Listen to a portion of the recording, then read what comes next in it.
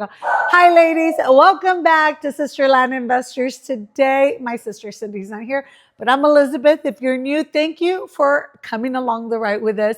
We've been doing land investing for many years now. We just decided to put ourselves out there.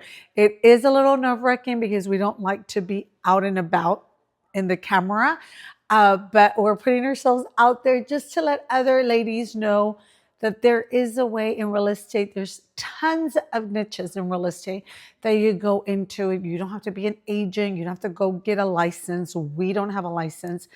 We just followed my parents' footsteps. So if you haven't heard the first podcast, I think it's the first or second, we went into detail on how we learned from our parents. Of course, a lot has changed since we were little girls.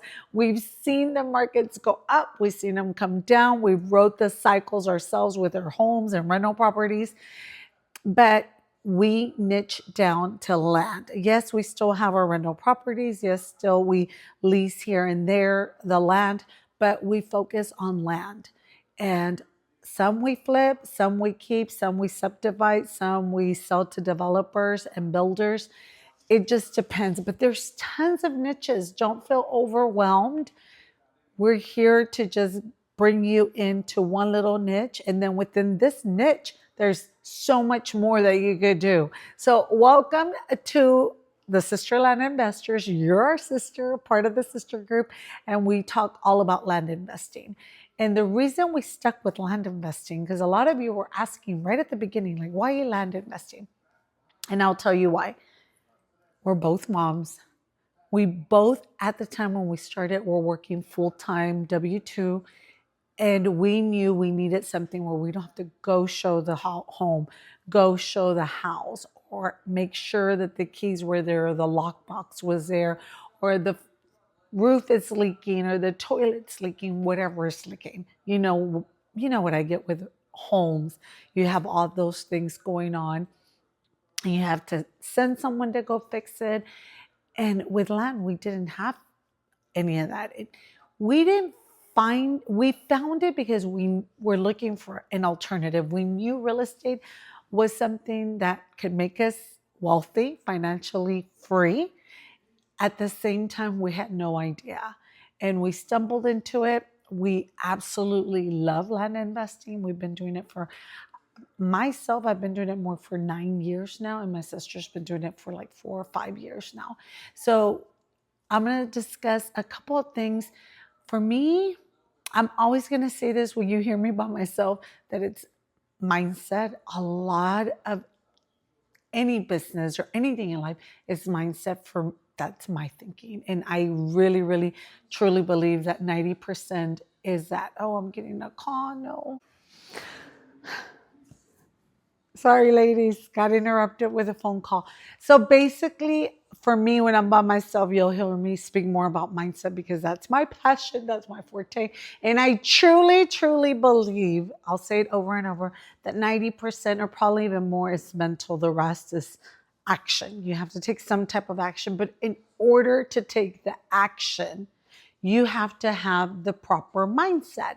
And to get that mindset, you have to know what your end goal is. It's very simple, but yet it's hard for all of us because we run around with other people's agendas. When I worked at a W-2, they had quarterly goals. They would tell us, this is our target for this quarter, this is the target for the second quarter, the third quarter, and the fourth.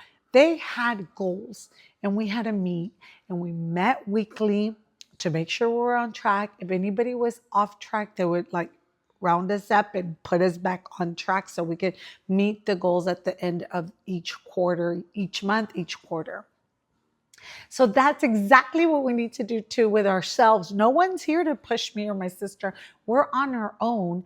And I'm telling her and I'm telling you, we need to sit down and write our goals for 2025. Now that it's the end of 2024, we need to sit down, write our goals, make sure we're very clear what each quarter is going to look like. What are financial goals? How many properties do we want to sell and buy for us to get to that number? You have to be clear and know those numbers. And the only way to do it is by being mentally clear, like knowing the numbers. So once you write it down, you meet with your team and say, okay, this is what we're going to shoot for the end of 2025. You work backwards. You work backwards from there. You say, okay, from December to October, this is what we need to do. From October to June, July, this is what we need. From June, July to March, this is what we need. And you just have to move backwards from your main goal. So always with everything, start with the end in mind. The most important thing is having the proper mindset, knowing, listen, ladies, knowing that it's already done. And it's hard with this economy. I know everyone's like, what? You're telling me it's already done? We met all our goals. It is hard because everyone's listening and paying attention to what's going on outside, that you don't have time to visualize and see what's really going on inside that's causing the outside. Do you get it? So when we sit and listen to everything that's going on the outside, that things are not moving, the economy's hard, interest rates are raising, they're not going down, people are having a hard time, you fall as a victim. And that's going to be your story. And you're going to replay it in your subconscious without even being aware. And that affects you and your business. So you have to become aware of your story. And the only way, ladies, the only way is to have a few moments each morning to take time to meditate and buckle down and visualize your end goal. I said it right there.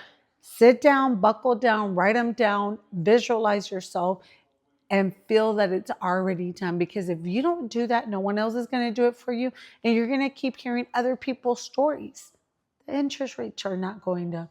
It's hard to move the properties. This is not, people are not buying, people are not selling, whatever the story you're hearing. And you're going to stay stuck on that.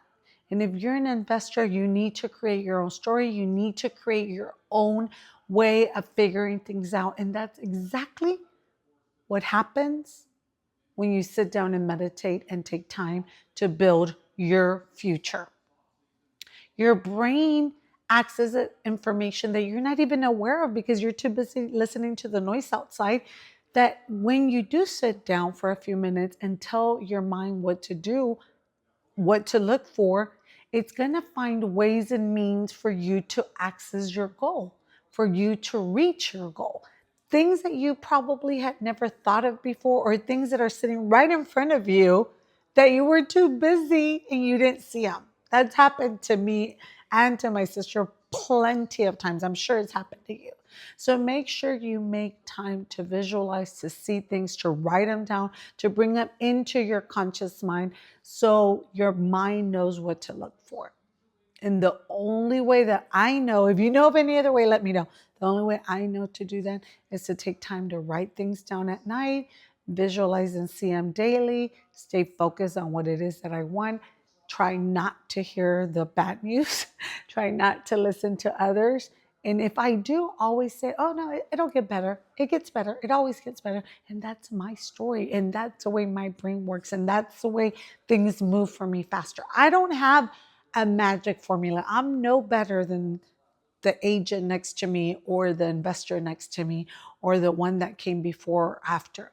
No better. No better. If anything, I work harder because I feel like, oh, I'm ADD, I'm dyslexic, and I tell myself all these things that make me want to work harder. Maybe that's why I do okay. But guys, I know I'm being sidetracked with my thoughts are racing. But let me tell you, the story you tell yourself, that's what's going to come into play.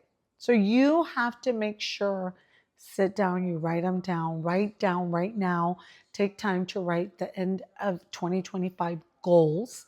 And if you haven't started investing, I highly recommend, I don't care if it's land, if it's a rental property, an RV, whatever, a condo, whatever it is, but invest in one form of real estate. This is, for me, I think it's the best way to be financially free and wealthy. Real estate always goes up. Over time, it's going to go up. If you could just buy something small, hold on to it for 5, 10, 15 years. If your kids are small, by the time they go to college, it'll be a great way to pay for colleges. So figure out a way that you can invest in that Oh, my dog. Find a way that you can invest in real estate, whatever the niche is. Again, we're here to help you with land investing. So if you have any questions, feel free to reach out to us. We always we'll answer you in a timely manner. But yes, it's very important for you to stay focused, to write down your goals, to stay motivated, to feel excited for 2025, because I honestly feel it's going to be the best year ever yet. I honestly feel that there's going to be a lot to look forward to. You have to be prepared mentally, financially, and emotionally. Ladies, thank you for coming with us, enjoying the ride. If there's any topic that you want us to speak to on a one-to-one, my sister and I, let us know. We're happy to answer. And again, get started on real estate. Do not wait. I love you, ladies.